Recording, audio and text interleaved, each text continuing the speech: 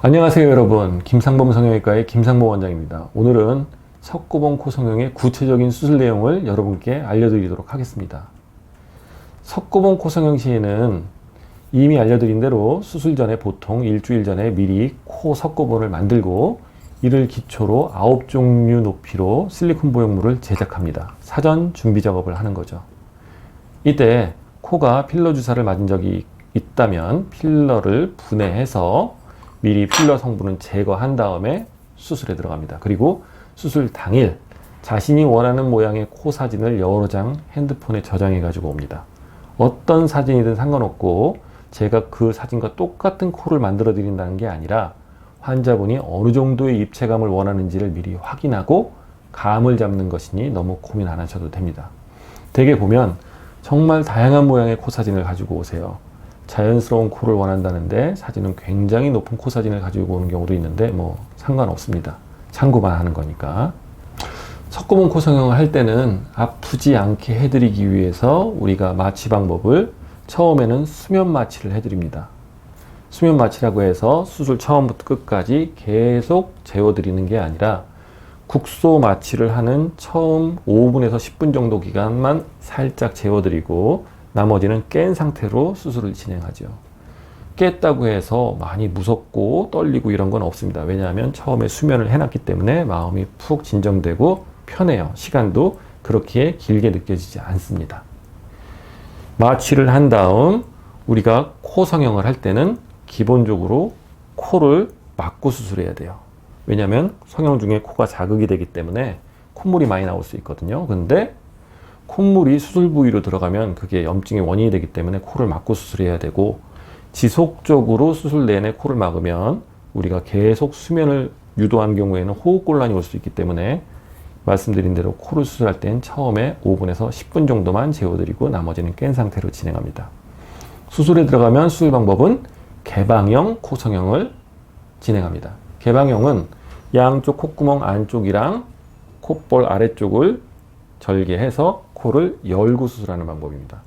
코 수술 방법은 이렇게 개방형 수술을 이용해야 코 안쪽을 완벽하게 지혈하고 깔끔한 수술이 가능합니다.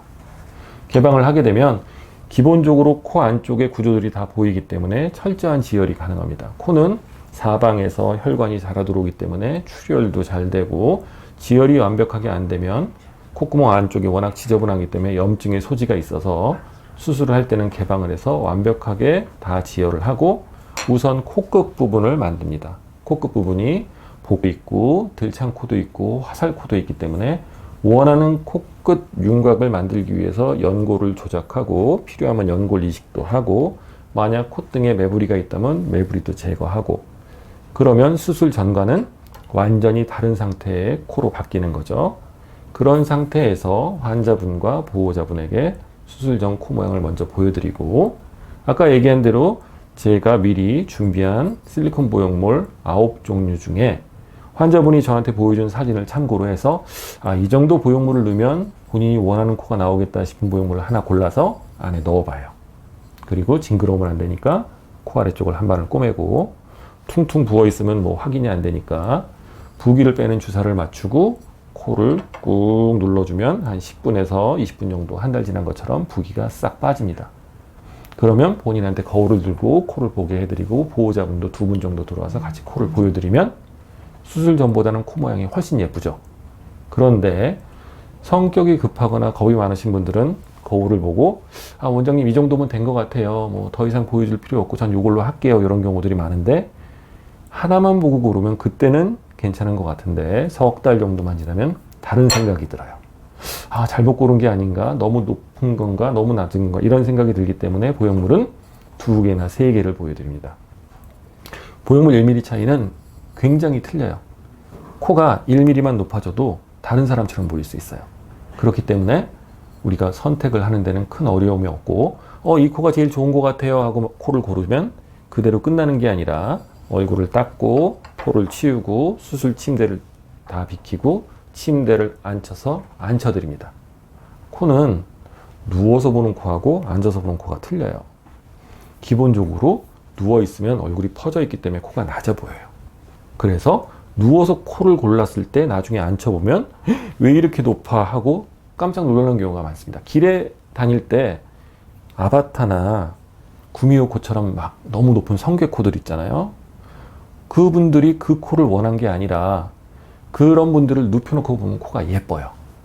그러니까 누워서 봤을 때 만족스럽더라도 앉아서 봤더니 이게 너무 티나고 높다 싶으면 반드시 보형물을 교체해서 다시 봐야 돼요. 그러니까 시간이 많이 걸리죠.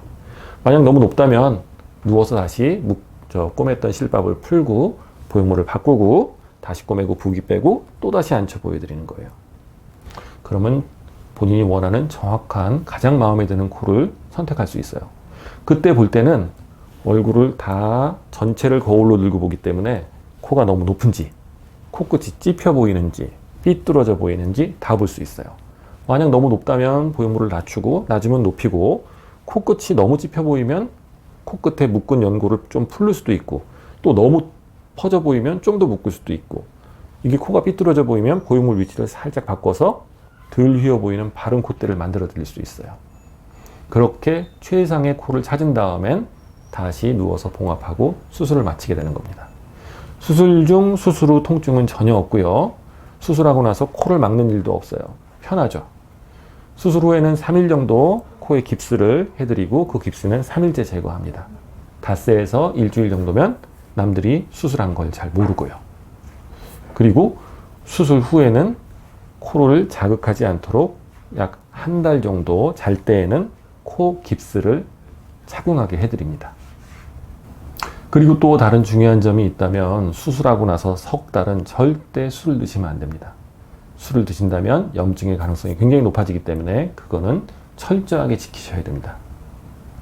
그럼 이렇게 좋은 석고봉 코 성형들은 왜 다른 병원에서 하지 않나요? 이런 질문들을 많이 하시는데 석고봉 코 성형을 하기 위해서는 수술 전에 준비 과정도 필요하고 수술 시간이 너무 길어집니다. 따라서 모든 병원에서 이런 방법으로 수술하기는 좀 힘들어요. 그 대형 병원 같은 경우에는 이제 빨리빨리 수술을 진행해야 되는 그런 면 때문에 절대 이런 방법으로는 수술하기가 힘들죠. 석고봉 코 성형은 20년 이상 오랜 기간에 걸친 저의 코 성형 경험에서 나온 산물로 여러분에게 적극적으로 추천해 드릴 만한 코 성형 방법입니다. 감사합니다, 여러분.